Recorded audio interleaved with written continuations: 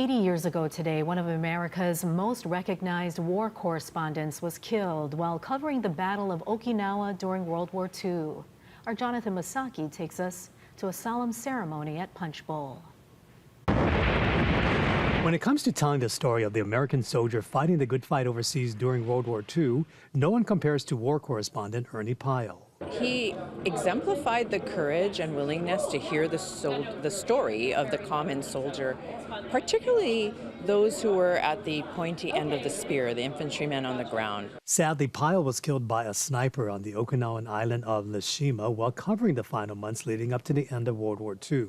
Still, his legacy lives on as a small but mighty group gathered today to remember the man who chose to cover the war from the perspective of the everyday soldier in the foxhole. They are the mud, rain, frost, and wind boys.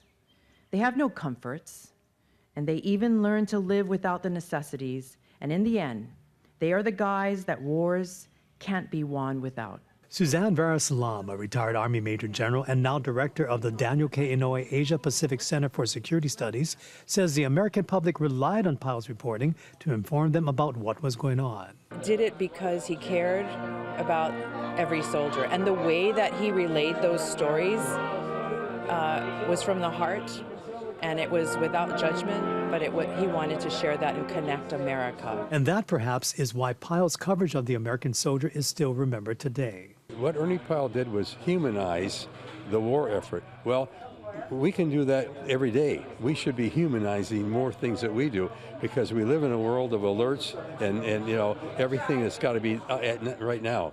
Also at Punch Bowl, there are two specific places that remember Ernie Pyle. First, a memorial rock that honors war correspondents who covered the war, and second, not too far away, the actual burial site of Pyle, right in between two soldiers classified as unknown. I think it's important that we remember Ernie Pyle and what he contributed to the legacy of journalism, to the legacy of the warrior, and that he reminds us that there is a price to pay. Whoever thought that a little guy like Ernie Pyle 80 years ago would still be remembered today?